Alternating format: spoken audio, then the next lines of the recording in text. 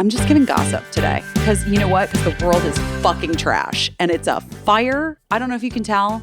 I'm disconnected in this moment. I didn't have therapy this week because of Birdie. You're disassociating. And I have disassociated completely and I'm living in I want a White Lotus and I want a fucking fantasy and I'm just not even, I can't. It's I hear 333 and let's just focus on the angel numbers. Anyway, all this to say, I fucking love Jeff Probst. I don't know what I'm doing, but I'm doing my best. How are you? Are you stressed? I mean, I'm not stressed. Yeah. I just feel like things are tricky. Yeah. Tricky is a good word. Things are tricky. Things are tricky, and we gotta just, I guess we gotta roll with it. We gotta just not be tricked. Try not to be tricked. Try not to be tricked. Definitely, guys, try not to be tricked. But also understand there's inherent trickiness happening. Yeah. Yeah. That makes sense. That seems good. Well, good things to talk about. Everybody loved Jen Tulloch on the podcast last week, which is so nice. What's not to love? What's not to love? Indeed. She was so funny and so friendly. I had such fun talking to her. So that was good. And then I do feel a little bad. I'm going to say, like, I'm sure I've told this story before, but when I worked at Watch What Happens Live, one time Andy had to go on a trip or something, like a long-standing trip. But there was like a miscommunication. We still had a show. And so Jay Moore, the comedian Jay Moore, formerly of Saturday Night Live, maybe you know him from Saturday Night Live, or you just know him from being Jay Moore. Yeah, because he was like on like lots of Fox shows, I feel like. Yes, and he's also married to, if you were a fan of the show Winning Time, and you know Dr. Jerry Buss's daughter, Jeannie Buss, he's married to Jeannie Buss, who's like the current owner of the LA Lakers. I guess I knew that, but I didn't remember that. But yeah, I guess I knew that. That's crazy. Yeah, crazy. Wasn't he married to some other actress he was married to an actress for a while. Yes, Nikki Cox, I believe. Oh my God, you have an encyclopedic knowledge of Mr. J. Moore. Well, he was a Bravo fan and he came on Watch What Happens Live a number of times. And so when Andy had this conflict and he couldn't do Watch What Happens Live, he was like, Jay Moore would be perfect. You know, there's a handful of people I think that have guest hosted for Andy. And so he had Jay Moore guest host and it was fun to work with Jay because he's an old school comic and he was super into it. So he like called me a bunch of times, which made my day interesting. Anyway, he hosted the show. He did a good job hosting the show and like it went well. And so I said to Andy, like, were you so psyched that Jay was able to like take over or whatever? And he was like, yeah, I was. And he did a great job, but it did hurt my feelings a little bit how much people loved him. Like how he was like a lot of people are tweeting me and like Jay Moore should host up to 3 times per week. And I wondered if anyone would ever love a guest of ours so much that it would make me feel like bad or worried. And I think no, the answer is no, because I always love our guests just as much. But the amount that people loved Jen made me remember that like fear from that, because I was like, oh my God, people might love her so much that they might just be like, just have her, just to have a podcast with Jen. She wants to, Caissie, yes, she needs a podcast. She does. No, I know. She does, but she's also really busy. She's like a star, you know? I mean, you are too, but she's busy. She's a newlywed, a stepmother. No, she definitely needs a podcast. And everybody is, I don't have time for a fucking podcast. Caissie, what are we doing? Do you know, we don't have time for a podcast, but we do it. I mean, I have time, but I think Jen would be so great. I always think the same thing about Renee Elise Goldsberry. Like we talked to her about doing a podcast when she came on the podcast because she would just be so good at it. Yes. But here's the thing. Renee also has, and Jen has a stepson, but Renee has children and like she's got like a lot, like it's like, and she tours. She travels. She tours. That's what I mean. The touring is mage. Do you know what I mean? Yeah. Anyway, I guess my point is people love Jen Tulloch so much. I think if she was ever to join a podcast, she'd be a wild success at it. Mm-hmm. And if she's listening and she wants a podcast, then you know. she wants a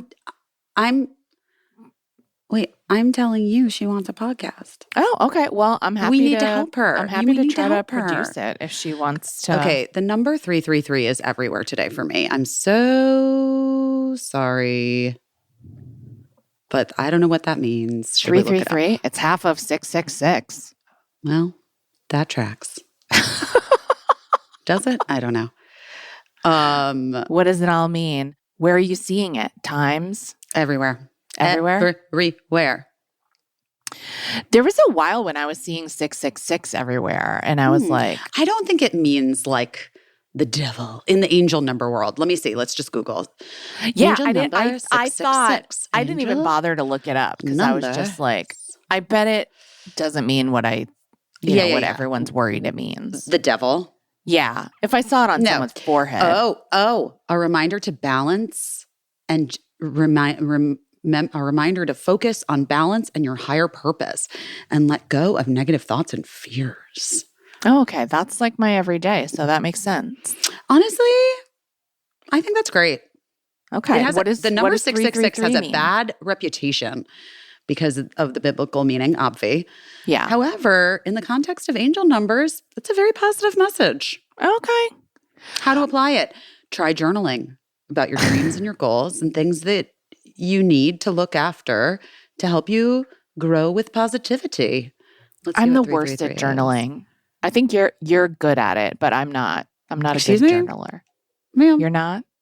No. Okay. I just saw Zach Quinto the other night, and he is like, I've been doing morning pages again. And I'm like, nice. I've never done morning pages.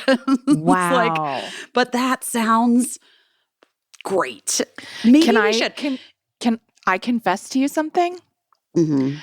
I've heard so many people say that they do morning pages and that it's like what creative people do. Mm-hmm. I had to re-look up what morning pages even were. Like what I was like, are there rules? What is it? It's nothing. It's just journaling. It's just but it's before you look at your phone. Right. Before it's like right when you wake up within the first 30 minutes of waking. Okay. You just write things down. Which I have to say this. I have not been writing things down, but I have been doing a concerted effort to remember my dreams right in the morning. Okay. Like I take like literally 2 minutes before I pick up my phone. Okay. To remember my dreams.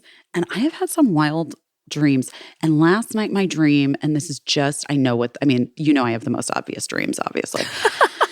But last night my dream was a little cricket with her 2 braids again. Mm. And it was so cute. Aww. And I was so sad. And I was holding her like she was a baby. Yeah. Aww. And that was sad. And we were on vacation in Hawaii. And then we got in this car my mom was driving and she was going 140 miles an hour. And I was like, Mom, that's too fast. And she's like, Busy, it's fine. But it was too fast. Yeah. I mean, I don't know what that means exactly. I feel like Barb would know that. In real life, she wouldn't ever try. Does she have a lead foot in real life? She doesn't not. When she's in that convertible and she's got her visor on and she's listening to Arnold Lake and Palmer. Arnold Lake and Palmer? What is it? Emerson Lake and Palmer. Emerson Lake and Palmer. You're mixing up Arnold Palmer. Shut up. I am. I'm only coughing because I decided to try to run outside today because it was so nice. No. Well, so who do I think I am? You can't do A that. person that can run outside? First of all, I have terrible knees. Secondly, these lungs are not built for running outside. They're built for one thing and one thing only, jumping on a trampoline indoors. Preferably in some heat. Okay, the number 333 signifies a powerful message of divine support, encouragement, and positive change. Oh, a sign to embrace your creativity, self-expression, and growth while maintaining balance in your mind, body, and spirit. Essentially, it's a message to trust your intuition, take action towards your goals, and focus on helping others. Wow. Okay. Great. I'm going to say that is very similar to 666.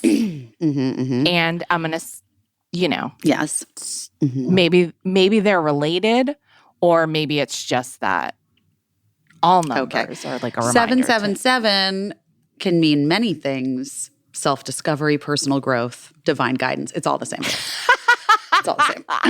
It's not the same. It's all the same. Oh my gosh. Well, okay. there we have it. So Birdie's back for a break. Oh, nice. Yeah. And she, I don't think would mind me saying, is at the age now, and it's a little bit tough because she's like bored at home. Mm-hmm. And here's the deal: when your kid goes to boarding school, the guy that delivers my mail is so aggressive. I mean, bless his heart, I love him. He's great. Gave him a good tip he's this year. Kicking in your mail But slot. he throws that mail in so far. It's just like shoots across the room and always freaks me out. Anyway, when your kid goes to boarding school, what ends up happening is that their friends back home kind of cease to be their friends back home because they're not involved in like the goss and the school stuff. Yeah. And all of their like gossip and school stuff is happening in another country. Right. And it's hard to keep up, that's what I'm saying. At 16? Yeah. In this economy? Well, I mean, if someone moved to like another town, you might be able to keep up okay. But when someone moves to another time zone or another country, that's hard. It's hard. And also, Birds, I think a lot of these kids, I don't think it's unusual to Birdie, but a lot of these kids, I think they struggle with communication with one another. Okay. Because I think the pandemic had a lot to do with that. This is my guys, let me know in the comments.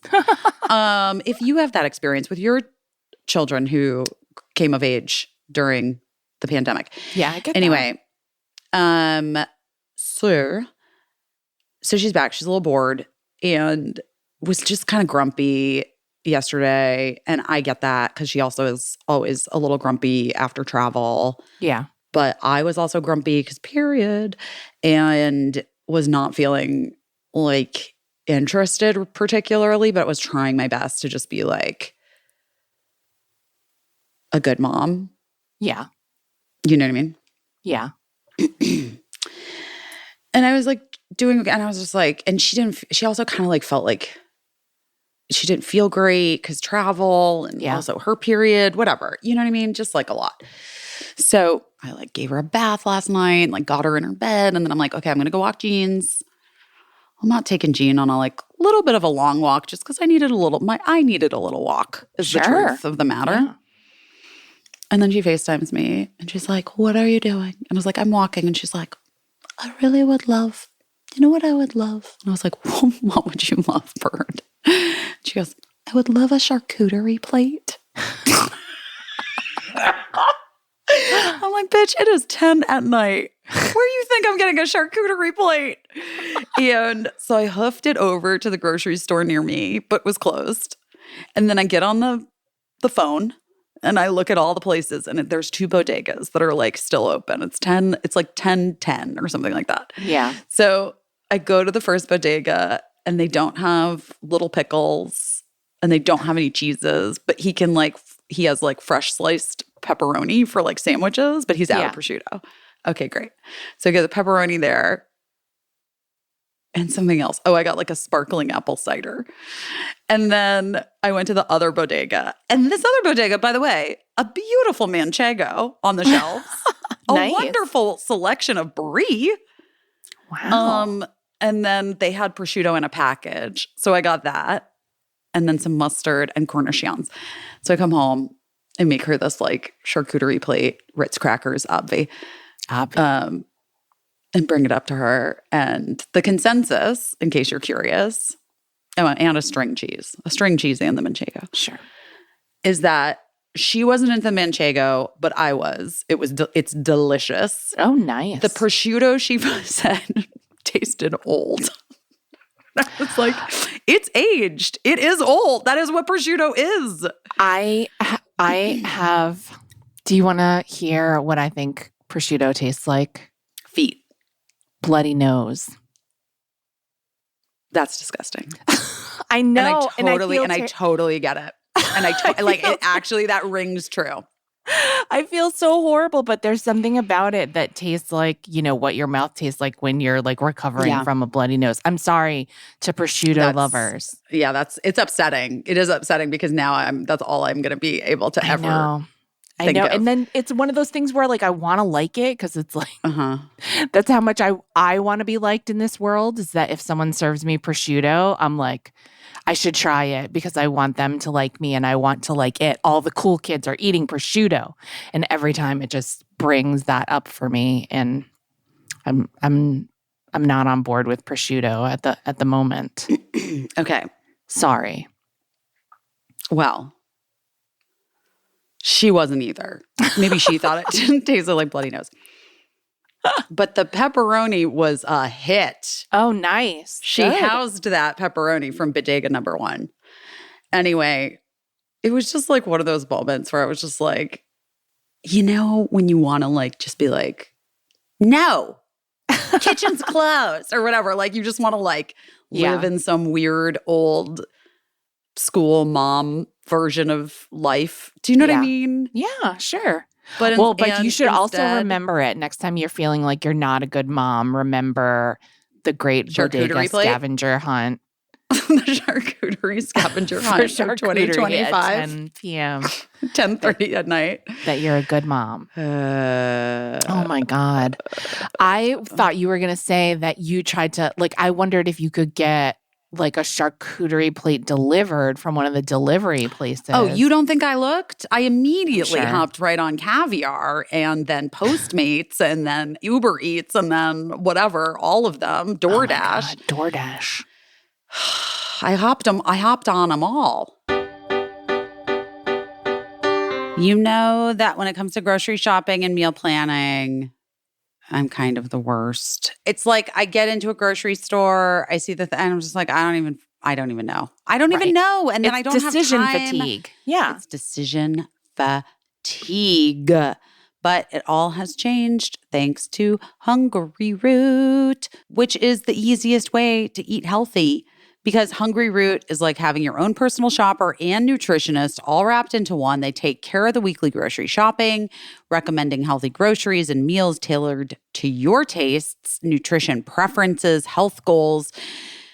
And they make it very easy to eat high-quality, nutritious food and achieve any diet or health goals. Like whether it's just like, I want to be anti-inflammatory, I want to be gut-friendly, gluten-free, dairy-free, high protein, whatever.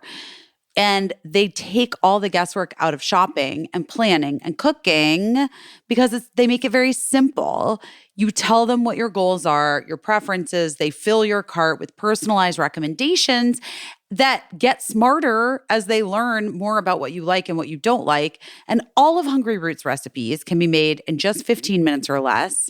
Great, because that's all I got. That's all I got. Guys, Hungry Root's like, we got you. 15 minutes. Yes. With over 15,000 recipes shipped each week, there's something for every taste and nutrition preference. Hungry Root also has groceries that are healthy, like pre-made things like smoothies, but they also have like ready-to-eat meals and salad kits. They've got kids snacks and they've got sweets. And the best part, the thing that I love the most, no high fructose corn syrup, artificial sweeteners, or preservatives in any of Hungry Root's foods. And they only source top quality meat and seafood free of hormones and antibiotics. Guys, I love it so much. Everything's really, really tasty, and I love how organized it keeps my refrigerator. I know that like some people don't care, but for me, if the refrigerator is chaos, my life is chaos. And so for me, just to know what I'm making for the week and have them all lined up in my fridge just brings me so much peace. You're going to love Hungry Root as much as I do. Take advantage of this exclusive offer. For a limited time, get 40% off your first box, plus get a free item in every box for life. Go to hungryroot.com/busy and use code busy. That's hungryroot.com/busy, code busy. Get 40% off your first box and a free item of your choice for life. hungryroot.com/busy, code busy. Okay, first of all, I need to talk about dose. I need to tell you something. My friend Ben Ross came over and he's like, saw Dose in my fridge and he's like, oh my God, I love that you love Dose. I love Dose. And I was like, wait, you love Dose? And I was like, they advertise on my podcast. And so I got it and I started using it and I love it. And he's like, wait, they advertise on your podcast? Do you have a code? Because I just order it because I love it. And that to me was like the kids are doing it. And so we're very cool. Do you know what I mean? Yes. Because guys, Dose takes care of your liver. Did you know your liver is the second largest organ in your body? Apparently, Ben Ross did. Apparently. It's responsible for over 500 functions in your body. For some reason, liver health doesn't always get the attention it deserves. Over 30% of Americans have a sluggish liver, which is a problem that often goes undetected until the last minute. Dose is on a mission to educate us all on why it's so important to maintain your liver health. And they've created this product that's incredible, and it helps you do just that. Okay. Dose is a science-backed formula that promotes liver function, aids digestion, eases bloating, boosts energy levels, but best of all, it tastes so good. It tastes so good. It's delicious. We love it. I'm sad because I want to drink the whole bottle and you're not. So, Stop it. It's supposed to last you. You're like, it's a bummer because I just want to keep drinking it. It has clinical results, guys, in a double-blind, placebo-controlled clinical trial. Dose for your liver lowered liver enzyme levels by 50% in over 86% of participants. Those are good numbers. What does your liver do? Your liver's, like I said, second largest organ in your body, is responsible for over 500 functions in your body. It acts as your body's filter. It flushes out unwanted elements and breaks down what you consume into nutrients. Okay, so Dose is a science-backed formula that promotes liver function, aids digestion, eases bloating, boosts energy level. Maybe you drink a little bit. Maybe you need to boost that liver up a little bit. That's all I'm saying. One dose for your liver shot is equivalent to 17 shots of turmeric juice. Oh my God. Come on. Also, it's gluten-free, dairy-free, sugar-free, vegan. Guys, love it. The kids are all right. Get into the Dose. Save 30% on your first month of subscription by going to dosedaily.co/best or entering BEST at checkout. That's dosedaily.co/best for 30% off your first month subscription. I was talking to my son because my son has delivered DoorDash and Uber Eats, I believe. He'll do that sometimes if he's, he's between jobs and he will try to pick up some deliveries to try to make some extra money. So I had seen a reel on Instagram or something of this guy just making a ghost kitchen in his house. Oh, I saw that too. I hated it so intensely. It was so gross. So I was asking my son, has he ever picked up food from someone's house before? And he said, no, he did once pick up flowers, a floral arrangement from a residence. But I have no issues with that. Yeah, no big deal with that. And he said that there are definitely ghost kitchens, though, that like sometimes it's food trucks. So he was like, so you have to like keep in mind that you might be looking for a building, but you might also be looking for a truck in the vicinity of that address.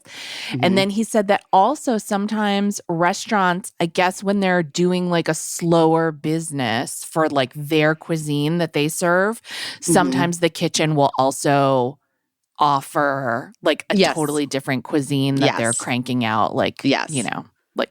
Well, that's the famous like donut shop Chinese food. Yes, exactly. Like, that's always existed. Yeah. I mean, the combination Pizza Hut and Taco Bell. Yeah, but he never went. He never went to someone's house that was just selling like Costco muffins or whatever. Guys, if you don't know the video that Caissie is referring to, don't look it up. But I will tell you what it is. It's literally just a guy that's like, I thought I could like earn some extra money by opening a ghost kitchen in my house, and I have. And then he like proceeds to show you how he like just heats up like a store-bought Costco lasagna in his oven, and like it's so upsetting. It's so upsetting because I just feel like I would be the one that I like would do it. And then you'd be like, order this is from the that best guy. lasagna. And then, yes. And I would be like, God, guys, we got to order from that place again. It's so amazing. Good. And then it's so just good. disappeared because the guy got bored with it. In the comments, I saw somebody was like, oh, remember those guys that made a ghost kitchen a few years ago, and they were just selling DiGiorno pizzas that they were drizzling with hot honey and selling them for like $25 a pop. And I was like, oh my God, I didn't know about that. I don't know if it's true, but I want to look it up. I want a limited series on Netflix about it.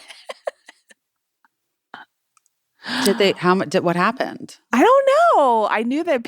I mean, I don't even know if it's true. I didn't even really like Google it, but I just was like, can that's I tell you something? Premise to me. What? Do you know who I think should start doing this? I'm not even kidding. Who? I think Mark should make his famous smash burgers and offer them on. I think he should have a ghost kitchen. Yes. You guys, this guy, my ex-husband, makes these. I seem like I'm high. I'm not high. I just want you to know I've had such a day that I can't even get in. I'm not going to get in. I don't want to get into it. We're not getting into the day. We're not getting into it. Except that I did get new nails. And nice. Okay. A little bit shorter. Still, I'm not going to be able to do my pottery class. Really wasting some money here. But these last 3 weeks, but that's all right. I'm going to, you know what? I'm going to just like focus on hand building, I guess. Sure. Okay. Mark Silverstein makes smash burgers. I mean, those smash burgers. Can I get a yes, ma'am, or whatever? Like, can you back me up here, Case? Yeah, amen. Like, they're really good. I do have a question about it.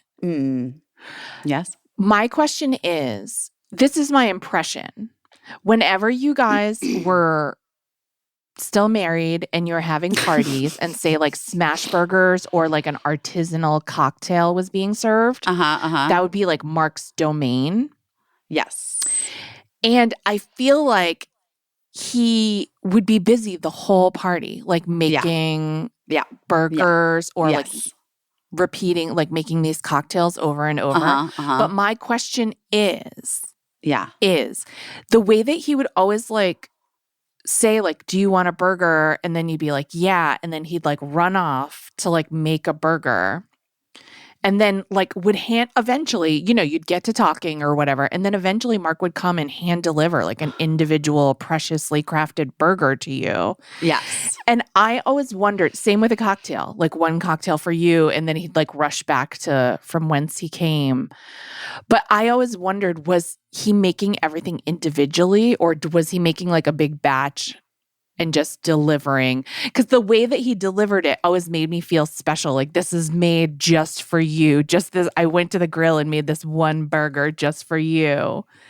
And then he had to like go make the next burger. Everything he is a fastidious, I was going to say doomsday prepper, but no, that's not right. He was a fastidious burger prepper.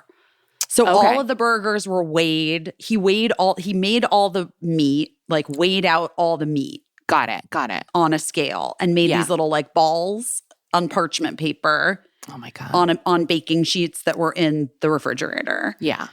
And then the cheese similarly was sort of like waiting to go. Okay. And the sauce was pre-made. He made the special sauce, pre-made the special sauce. Amazing. So he had like an assembly line. Got then it. he had the because he prefers the Hawaiian roll buns. Right. And he would have the Hawaiian roll buns waiting to go onto the flat top to get like grilled up. Right when it was grilled a little bit right before the burger. So yes, he like definitely made everything to order. But he also had everything prepped. So this is why I'm saying he'd be a great ghost kitchen. Yeah, I was going to say, I was always very curious about his process because also like he's so quiet about it. You know, Yeah. Well, like this is the thing about Mark is that like he was most comfortable when he didn't have to talk to anyone and he could just cook. A lot of people make if you're a big listening, noise. you're gonna think that's like a dig. No, but it's not. I mean he preferred to like have people come to him and he could have chats with his friends while he was doing something. And I think for some people who might be a little neurospicy, as our friend Jen said last week, which let's be real at this point, who isn't? Neurospicy. All of our neuros have been spiced. I feel like they're 100% spiced. But I think that for him, like socially, it was always nice for him to like have a focus doing something else while he was being social. Yeah. Which I think is nice. I get that. But I never went to visit him when he was him. cooking burgers. Now I feel like a jerk. That's okay because Akiva was always there. You know what I mean? Like it was always like, I'm just saying. True. I would just sit on my ass talking to Walton Goggins and wait for Mark to bring me a burger. You know what? Speaking of which, I am behind on White Lotus season. I know I'm just like behind this episode. Yeah. Because Birdie hasn't watched it. Got it. And I keep every day, I'm like, you really should watch White Lotus so we can watch it together, like the second episode together. And she said, and I know this about her, I hate watching things that I have to wait a week for. Oh, yeah. I get that. So she will wait until save it all up. She's going to save it all up. Here's what I did watch, though. I watched the like first 5 minutes and I was obsessed with my friends, Leslie Bibb and Michelle Monaghan. Oh my God. And that scene. And if you haven't seen it or seen a clip of it or seen like, you know, Evan Ross Katz like memeing it, it is truly so cunty and perfect. And I like, love Carrie Coon. She's so great in that third Musketeer role.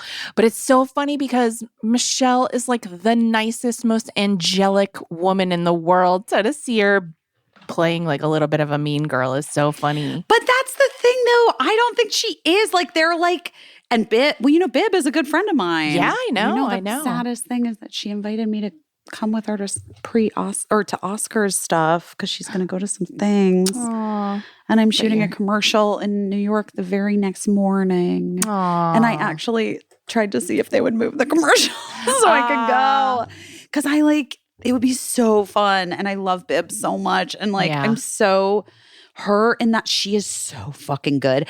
And then I did see the scene with Parker Posey. Oh my God. Which was incredible, insane, and so fucking funny. And Arnold Schwarzenegger's son is so good at what he's doing. I know, which is like, yeah, it's so gross. It's so gross. Wait, if you're not watching White Lotus, guys, okay, yeah, you gotta watch it. Wait, did I ever tell you the Walton Goggins story about at Descanso Gardens? No. Descanso Gardens is like a botanical garden in the LA area. And when we first moved to Los Angeles, they had like a holiday lights show or whatever. And so, they always do, honey. They always do. They always do. And it's gorgeous. And so Matt and I went. And so, you know, it's a botanical garden. Like it's crowded. It's the holidays. And so we're just walking along the thoroughfare. And no joke, Busy, like 100 yards, like the length of a football field ahead of us. I looked up and somebody walking 100 yards in front of us. I was like, oh my God, I think that's Walton Goggins. And Matt was like, how would you know that's Walton Goggins? And I was like, I just know his walk. And Matt was like, give me a break. And he was like, you know what? I'm going to jog up there and see if it is Walton Goggins. And so Matt like jogs the length of a football field, passes around the turn, jogs back to me the length of a football field, and is like, it is 100% Walton Goggins. That is Walton Goggins, ma'am. And I was like, I know his walk, which I think like that's a little bit of a skill that I have, is like being able to identify a familiar walk. He does have a walk, though. He has a distinctive walk. He has a distinctive walk. He has a distinctive walk. And if you're a fan from any of the number of things you could be a fan of Walton Goggins from, yes, you know the walk. And I was a big fan of The Shield. We both were. But so anyway, one time you were having a pool party at your house, obviously a few months later when the warm weather had come, and Lincoln was talking to Matt on the phone because Matt had to work, and sorry, my dogs are barking. Lincoln was talking to Matt on the phone because he came with me to your house, but Matt was at work, so he couldn't come. And so they were just talking on Matt's break or whatever. And Matt said, what's mom doing? And Lincoln was like, oh, I think she's talking to Walton Goggins right now. And then Matt was like, oh, ask her if she told him that she can recognize his walk from 100 yards away. Did you? He probably would have really liked it. I didn't. Honestly, he probably would have been like, that's so cool, man. I love that I have that kind of, that's so cool, man. I love that I have that walk. I love that I have that walk. I love that. That's so cool. That's so cool, Caissie. I love him so much. He's a sweet guy. So it is always funny to me to see him also playing like a villainous. He plays so far so well. Yeah. Yeah. We don't know what's going on with him yet. We don't know what's going on. This is just a White Lotus recap podcast. And for everybody who's like, why weren't you one of those girls? I didn't even audition for it, guys. Do you know what I mean? It wasn't even I've known Mike White since I was 19 years old. And also, it just hasn't lined up. No, I didn't even audition for it for a couple reasons. Like, I heard that they were reading people for this season, and I knew ladies that I'm friends with, and knew ladies that were going in, and you know, it's an interesting thing, and I have no nothing about anything. Right? Can I just say that? Yeah. About anyone else's choices in life, but given Mark and my situation and the kid in boarding school and having just had a seizure. Yeah, in boarding school. Yeah. And trying to there was a lot happening in my personal life that was like, and to my agents and stuff. And unless this is going to be shooting in New York, anywhere in New York, right, or on the Eastern Seaboard, right now it's probably going to be a no for me. Like, not even like, it doesn't even like, it could be the best thing in the world, but the priority for me was in the last year, you know, because this was like about a year ago, I guess. Yeah. I think it was like, so Birdie had just had the seizure. Like, it was a lot. Yeah. It was a lot. You had a lot going on. There was a lot happening. We were doing, well, we would have been done, but like, it doesn't matter. I just was like, there's no version of my life in which I am in Thailand for 5 to 6 months. You know what I mean? Like 5 or 6 months. And like my children, or it couldn't. That's just my thought process in terms of, so I didn't even audition for it. Yeah. But I had lots of friends who did, and 2 of them got it. Some got on there. 2 of them got it. Yeah. And others that I'm friends with did not. And I also think they would have been brilliant on it. I got to just say that. My friends that I know that I auditioned for also would have been great. Yeah. Well, here's the thing. This is the thing about being an actor, guys. It also seems like they'll probably do another one. And so then it's I told Michelle, I was like, I'm sorry you have such tiny children, because I really think you and me should be on the next season of White Lotus. Oh my God, yeah. Well, you know what's so funny is like, I always think of Mike White like being on The Amazing Race, and I always wonder if that experience like influenced And White Lotus Survivor. and like, And just Survivor. Wasn't he on The Amazing Race? Girl, you don't know this though? Yes. But he loves, yes. First of all, yes, you're not wrong. Yeah. But he was on Survivor. Oh, that I Twice. didn't even know. I didn't even 2 know times. that. No, I'm he's not a like Survivor a huge watcher. Okay, so the Amazing Race thing is crazy because, we used to hang deep like for a long time, like especially like in LA, me and Mike. And John Kasdan, who was a writer on Freaks and Geeks, and then John Kasdan is the reason why I was on Dawson's Creek. Okay. Just here's some lore for you. Jake Kasdan directed the pilot. Jake Kasdan directed the pilot of Freaks and Geeks. Okay. John Kasdan, his younger brother, was hired as a writer on Freaks and Geeks. And John was hired in part, I think, because he's a great screenwriter and also because he was really young. He was like, we're the same age. So I was 19 when I was on Freaks. So he was a 19-year-old screenwriter. Oh, wow. Both of them also the auspices are, yes, Nepo babies because their father is Lawrence Kasdan, Academy Award-winning screenwriter. Sure. And yes, Lawrence Kasdan. Anyway, so John Kasdan and I were really close friends. Mike White was a writer on Freaks and Geeks. Right. And,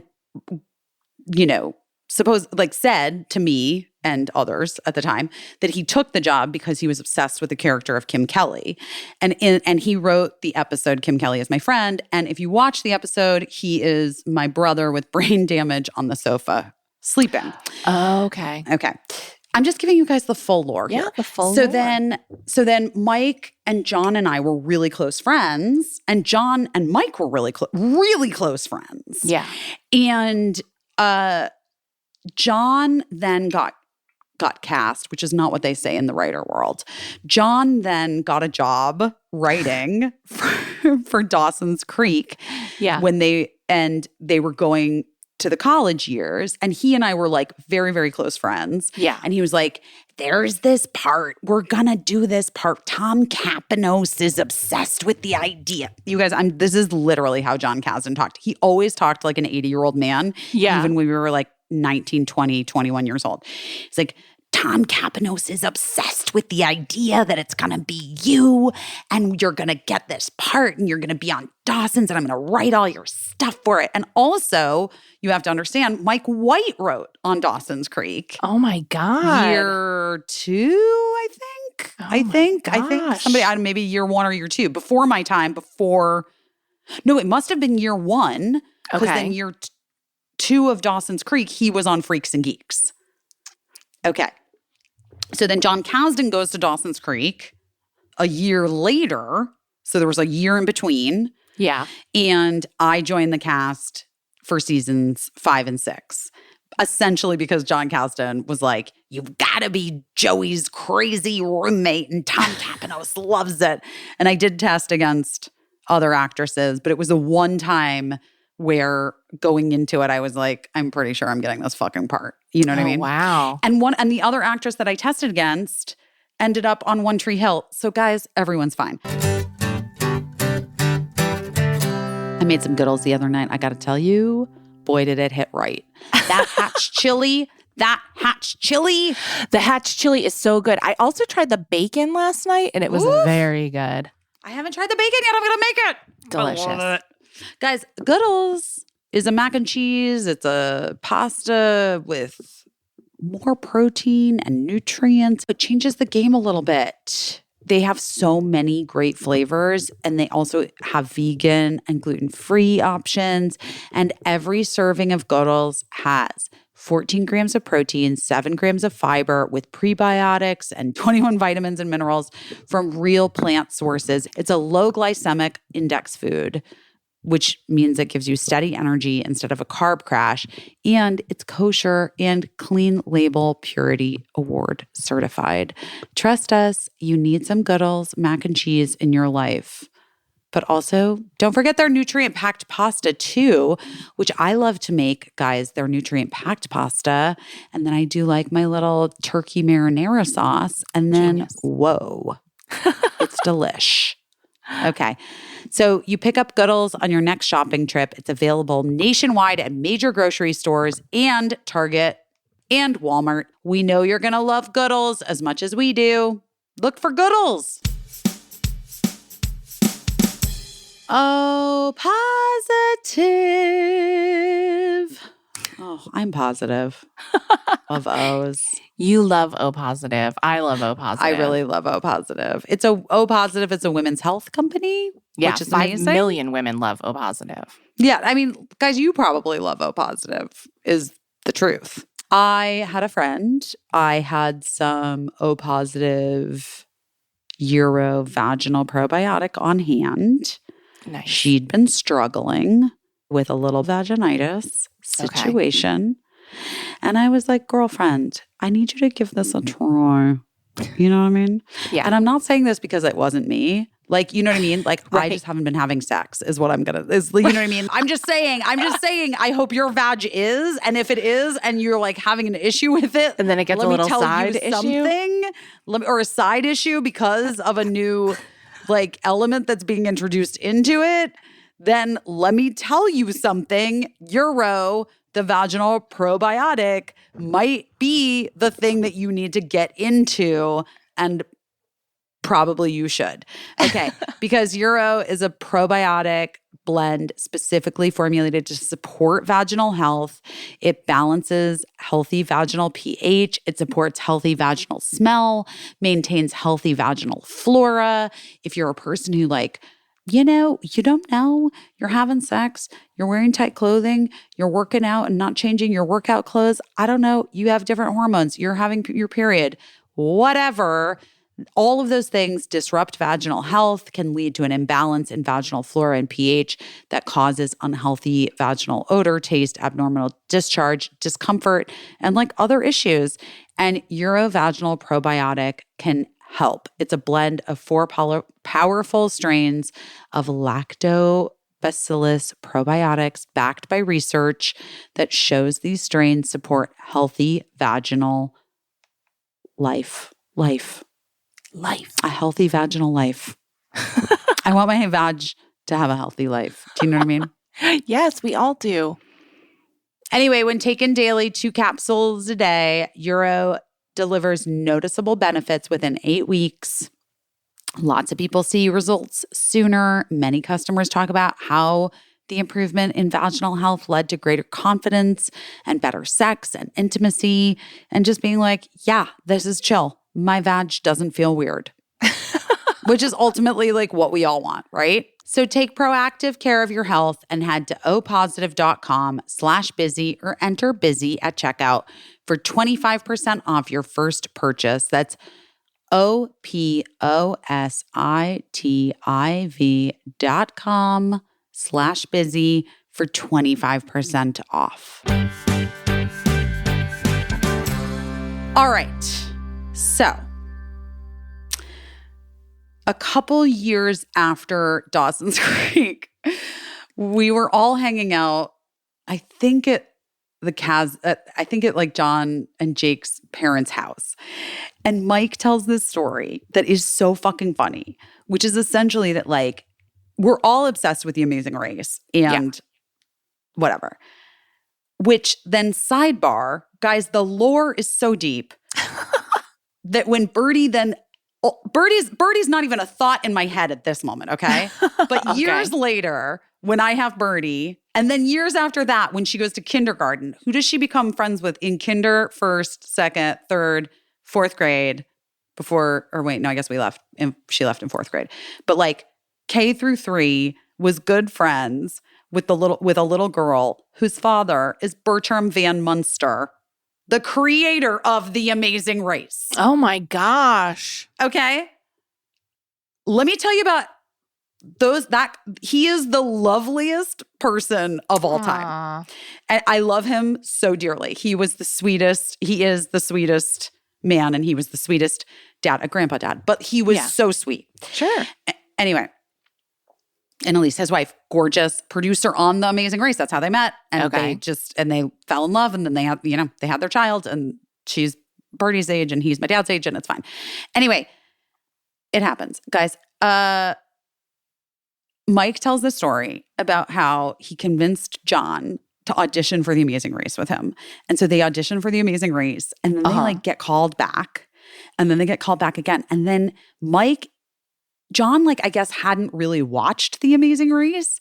Okay. Mike knows, but they're in this point in the casting process. Mike knows they're like at the final step, basically. Yeah. And John blows it so intensely because apparently he was just like, when they're talking to him on like the interview with John, he's like, this is ridiculous. I mean, we're not going to win. Like, what is this? This is crazy. And he totally boned it and they didn't get on. Oh, no. And then Mike was like, I'm going to find someone else. I'm going to go on The Amazing Race. And he went on with his dad. His dad, right? that I remember, yes. The preacher dad. Yeah. But then Mike, I mean, his like love of reality shows is really relatable. Like competition reality shows. So then he was obsessed with Survivor and he was just like, I want to do that. And he was on Survivor twice. And most people know him from Survivor, I would say, Case. Oh, like okay, more people know him. I see like on the TikToks and stuff, more people talk about him from Survivor than from The Amazing Race, because also apparently he keeps putting people into White Lotus seasons from his season of Survivor. Oh, that's hilarious. And so people are like little tiny auxiliary parts or like extras. Okay. In pieces of the White Lotus from the last 3 seasons or from these seasons. Interesting. Who people recognize from his season of Survivor because he's still like friends with his team. Okay. Mates. I was obsessed with maybe like the first 2 seasons of Survivor, but then I just felt like, oh, I got it. You know, like I got it. Also, Jeff Probst is a friend. Jeff Probst. Love him. I got it. I love Jeff. But also, I want to say something about Jeff Probst. Jeff Probst is the best. He seems so nice. No, he's the nicest. He's married to a friend of mine, and but also knew him had met him before I got, no, maybe I met them together, but he had been like in the extended circle of Mark's friends from like Northwestern. Okay. That he, like, Mark didn't go to Northwestern. It's a long story, but he like was in this circle of friends in LA that all went to Northwestern, whatever. Yeah. And so lots of our friends in LA knew him like pre-Survivor. Yeah. Like when he was like hosting things, you know, like just hoofing it. Yeah. Before he got the big gig. But Jeff is just, I would say Jeff and Lisa like are the nicest couple. And I'm just giving gossip today. And because you know what? Because the world is fucking trash. And it's a fire that I'm so, I don't know if you can tell. I'm disconnected in this moment. I didn't have therapy this week because of Birdie. You're disassociating. And I have disassociated completely and I'm living in I want a White Lotus and I want a fucking fantasy and I'm just not even, I can't. It's 333 and let's just focus on the angel numbers. Anyway, all this to say I fucking love Jeff Probst. Yeah. And when our kids were really little, Mark and I were married and we would go on spring break in Hawaii with our friends. Yeah. Jeff and Lisa would be there with her kids, his stepchildren, and he would always do a Survivor challenge for all the kids staying at the hotel. Oh, that's so sweet. And he would always do like this day, like a thing. Oh my God. That is, to me, that's so sweet. A really great person. Yeah. And then all the kids get kicked off and they're and they're crying. Scarred for life. And I love He would never. He would never. No, he was like, it was just like the nicest. Oh, he's like a really nice. He's a kid at heart himself. Oh, that's so sweet. No, but he also really loves his job and he really loves producing show. He's really good at it. And he really loves doing it. Yeah. I think that's so cool. Here's what I'm going to say, because I was talking to a friend of mine about this literally yesterday because of White Lotus, I guess. I don't know. Yeah. Because the Mike White Lotus connection. Mm-hmm. It's not possible. I'm not on Survivor. Like I'm out immediately. Immediately I'm out. Yeah. The bug bites alone, I'm done. Yeah. Right? Yeah. Like day one, I'm out. Yeah. Even though like I would like befriend people and like, yeah, I'm done. I think I could win. I think I could get far on The Amazing Race. On The Amazing Race? Yeah. I think I could do really well. Okay. I've known a couple people who have been on Survivor. And it does seem really hard. It does seem hard.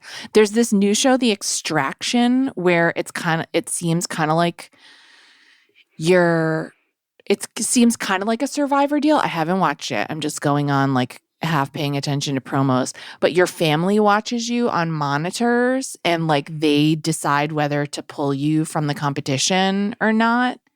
And like if it's getting to be like based on how they know you as a family member, is it getting to be too much? And so of course the guys were watching it and they were like, "Oh, we should go on this. We could do this." And then they were like, "Mom," and you'd be like the person watching us and deciding whether or not to pull us out. And I said, "Fellas, I would never pull you out. I can tell you that right now. I would never ever pull you out because it's a TV show." You're not gonna get killed. Yeah, you're actually They're not you're gonna be fine. Something would have to go really, really, really wrong for you to be killed. And like, there's like, camera guys there, and everybody's like recording. I would never press the button to take you out. I would let you go to the end, even if you cried and begged. I would not. That sounds like how Mark approached my labor and delivery. He was like, "I'm not going to let you stop having this baby." Well, no, because I said I did, because I did it with no pain drugs, with no epidural. Mm-hmm. And I had said to him before, no matter what I say, don't let me get the epidural. I really don't want a fucking epidural. And don't let them give me Pitocin, and do not let me get an epidural. And I did not let them give me Pitocin. I never got Pitocin. And then also there was a point where I was like, I absolutely am gonna need an epidural. I need this to end now because this is unacceptable pain. Yeah. And Mark said, this is a classic. This is my book. This is like a classic, someone that knows you very, very fucking well said, "Okay, yeah. I'm going to go get the nurse to get the epidural for you. But I just want you to know everyone was right. You couldn't do it on your own." And he was like holding my hand and looking at me really closely in the eye. And I said, "Fuck you. Oh I can my fucking gosh. do it. Fuck you." And he was like, "Okay, we'll wait. Wow. But you didn't get a trophy or anything. I did. I got one. She's almost 5'8". She demands a charcuterie board at 10 p.m. Trophy baby. Maybe there's like, I guess it wouldn't work. I was going to say maybe there's like a safe word like with sex that people could have where like, yes, I know I said not to let me get an epidural, but if I say banana, that means get an epidural. But I guess if you were asking for it, you'd just say banana right away. And, The thing is, here's what I would offer. That I now know that some hospitals have nitrous. Yeah. For birthing people. Uh-huh. And if you really don't want an epidural and there's a host of reasons why you might not want an epidural. And I don't know how many of our listeners are pre-birth or pregnant or thinking about these things. There is a lot to be said for a laughing gas moment. And I wish that I had that. But I mean, I also had cricket with no epidural and I was fine. I mean, it was like very, very fucking painful. Yeah. But it was fine. And I had a lot of reasons for choosing to do it that way. And I also, again, no judgment on anyone else's choices in their lives. 100. Fucking all, guys. 100. Get put out completely if that's what you want. I don't give a fuck what you do with your body. I don't give a fuck what you do with your life. I don't care. I care about you and your happiness and your well-being. And if that means that you need an epidural, bless Go your fucking get heart. it. it wasn't right. It wasn't the right choice for me. And even though I did ask for it because it was really fucking painful, I am ultimately grateful that I didn't have it. Well, I'm glad I didn't have it because Birdie being almost 10 pounds, I think it would have been really hard to push her out. It took like almost 3 hours to push her out anyway. So yeah, I think that if I had an epidural, I wouldn't have been able to like feel how I needed to like push her. I guess. I don't know. Yeah. I don't know how to explain it other than that. Who knows? Like, who knows? I didn't have any choice, but I can say that I didn't love getting an epidural. I liked the relief from it, but I didn't like the whole process. And so, well, I don't think just overall, I think it's bad. I didn't like the process of getting it, but the guy that did it for me was so nice. He was the nicest man in the world. And he cried because he had to try it so many times. And but all that being said, both those boys were the size of turkeys. And so I don't know what would have happened. There was only one way out, and it required anesthesia. I feel that. I definitely feel that. Out. Only one way. I feel that. I definitely feel that. What's the update on Matt?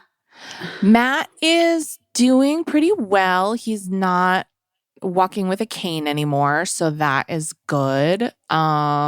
He is starting to eat more solid foods, but he hasn't had caffeine in 21 days. Holy shit. I think he feels pretty tough about that, because I think if you would have asked him, he would have thought that he couldn't make it one day without caffeine. But so he's doing good. He's actually like, we've been letting him drive a little bit because he loves driving, and so then that feels like a treat.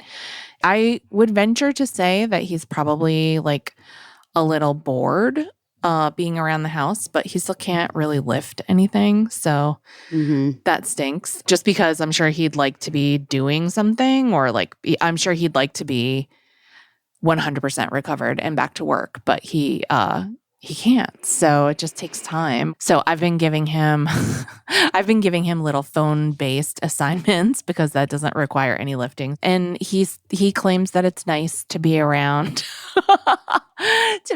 but I'm sure he's like very, very bored. And it's a little Groundhog Day. I can't even imagine. Yeah.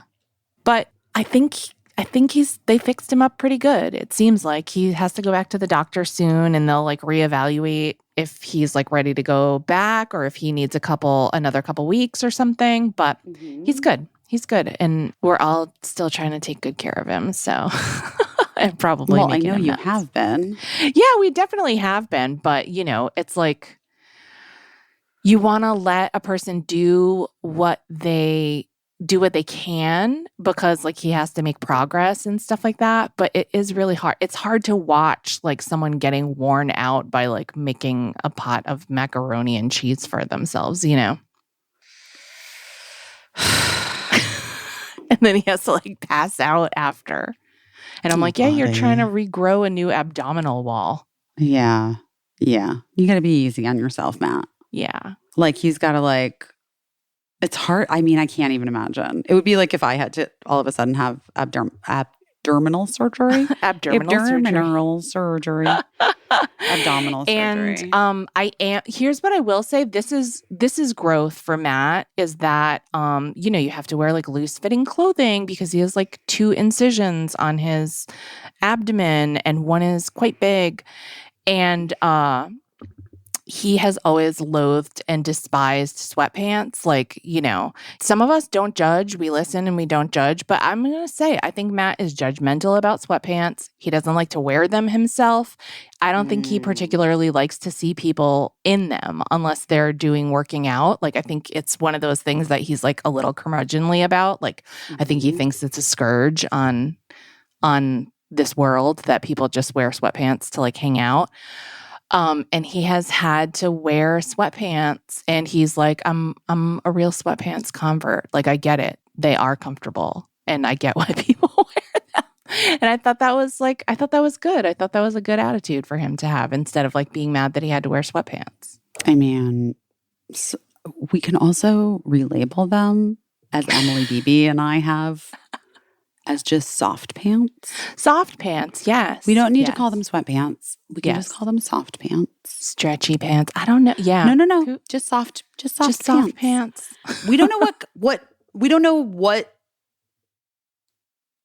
shape or material soft pants are. Right. We don't know if we're talking about pajamas. We don't know if we're talking about leggings. A palazzo. We don't know if we're talking about a palazzo, a wide-legged balloon shape. We don't know. All we know, a pull-on, a zipper, it doesn't matter. What I'm saying to you is you find a soft pant that you like, and that's your fucking soft pant. That's your soft pant. And you can be pant. like, it's not a sweatpant, it's my soft pant. And I need a soft pant. I once had a friend that often would say like, I haven't worn hard pants in a month. So she referred to the opposite, like jeans. I think she would call hard pants. Anything with like a fly and a snap and a non-stretchy waistband were hard pants to her. I think that's correct. I think we need to be aware of hard pants. Oh my gosh. All right. What are you doing your best at this week? What am I doing my best at? Well, we have been collecting people that want to be on group chats, and that has been a healthy influx of comments over on our Substack, A Bear on a Wire.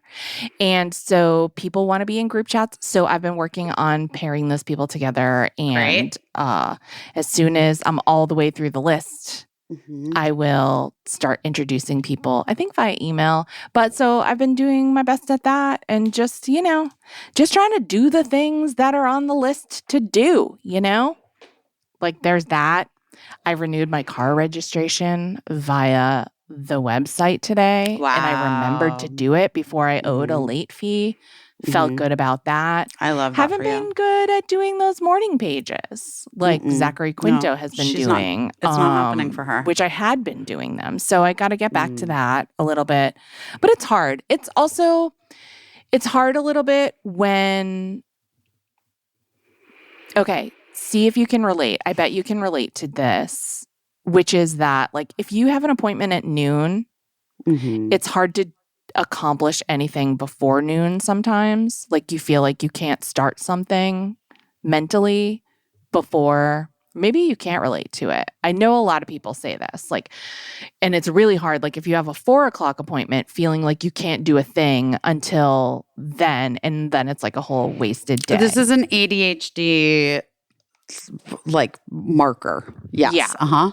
Okay. So I have that to some degree, but also to some degree, sometimes when other people are around, like in my vicinity. So like having my husband home, and to some degree also like Eli works from home. It's just hard for me to do anything when another person is there if we're not working on the same thing. If that makes sense, if we're not like trying to accomplish the same thing. I don't know why that is. So that's something that I need to untangle. But in particular, like, and even when my husband's at work, like if he's not going in to work till noon or 1:00 in the afternoon, that chunk of the morning, it's very hard for me to be like, I must repair to my office and write jokes for this person that wants jokes or whatever, or I'm going to go clean my desk or something. So that's really hard for me. And I haven't cracked the code on that one. If anyone has any tips, I would be open to them. But that's it. Just the normal stuff. Oh, and I saw Emily and Natalie and all of the gang at Emily's birthday celebration. Not Emily. Not Emily. Natalie's birthday celebration. Oh, yeah. It was Natalie's birthday, but I saw Emily. And I was laughing because there was a little lady. I went into the bar to get a drink with Emily because she was like, this bar is overwhelming me. And so I went Classic BB. Yeah. It was very crowded. And so I went in with her to get a drink. And then there was this little lady She was little. That's why I'm saying she was like littler than me, and a little bit older. And she was like, "Oh, where do you know Natalie from? Where do you?" And so Emily was like, "Oh, I know her from the dog rescue." And I was like, "And I know her from Emily." And then she was like, "How long have you two been together?" You and Emily? Yeah. And I was like, oh, and we were like, we're not married. We're not going out or whatever. But I loved that. I love that she just was like, we always assume one way. And I love that she just was like, oh, I don't mean to make assumptions. And I'm like, no, why wouldn't you make that assumption? I don't know. I love that she did. And it was so cute. And then I imagined being married to Emily and how long that would last. Dude, I can't even. That is fucking wild. I think we could make it work. You're going to make it work. I have no doubt. I'm rooting for you. I'm rooting for you so hard. What are you doing your best at? I don't know. Nothing. Not a goddamn thing. You made that charcuterie. You know what? I did my best at that. I'm fucking trying, gays. I'm fucking trying. I don't know. You're doing all the things that you're supposed to do. Okay. You are. I know. It's just a lot. It's a lot in the world and it's a lot happening. And I was really nice to Mark this week, I think. That's good. Yeah. I think I was. He might think otherwise. I don't know. If I feel like I was nice to him. I made my own nail appointment. You know what I mean? I don't know. Like I don't know where we're at. Like that's what I'm saying. Yeah. Like people are being murdered. Other people are being dragged out of. I don't fucking know what to do. I am doing my best at trying to live my life. Yeah. You're free right now. They haven't changed that yet. Well, we'll see. I'm trying to do my best at understanding that I am free right now. I've been very committed to my sauna. So I really have been getting my money's worth. You know what I mean? Like in that respect. Yeah. I do want to say I got that charcuterie thing last night in the guy at the second bodega when I was paying and I was like chatting with him or whatever. And then he asked me again if I needed a bag. And I was like, no, because I got one already. And I like took it and he looked at me and he goes, "You are the greatest." And like, can I just tell you that it was like, you know how people reacted when I started saying like, "Good night, you guys, I love you"? Yeah. Having this like guy across this little counter look at me and be like, "You are the greatest." I was like, I felt it. Like, I was like, oh my God, thank you. I fucking am. Thank you.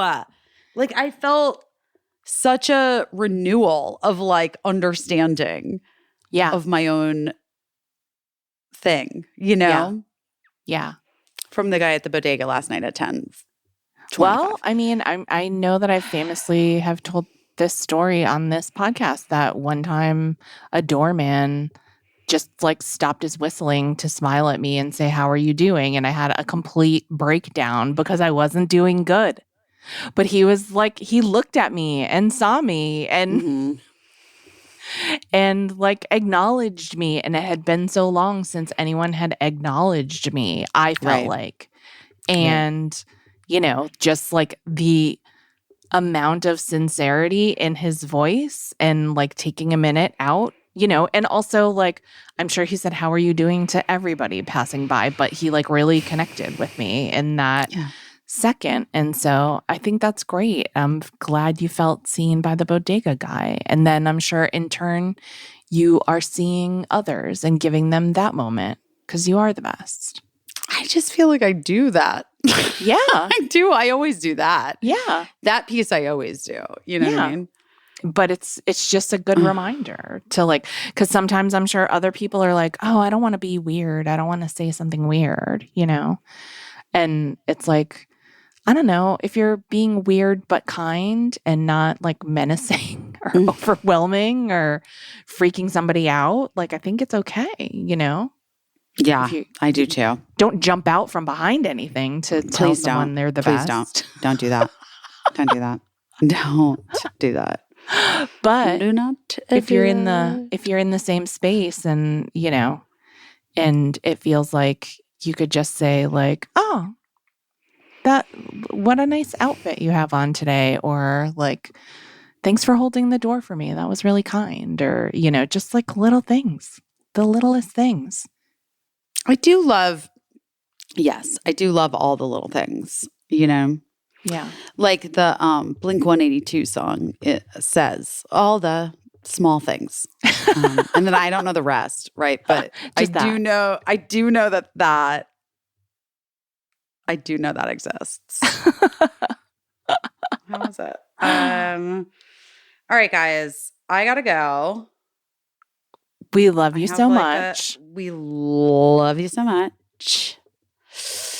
We will talk to you soon. We're going to talk to you soon. Be good. Be good to each other. Be good to yourselves. Don't fuck it up. Bye. I don't know what I'm doing, but I'm doing my best.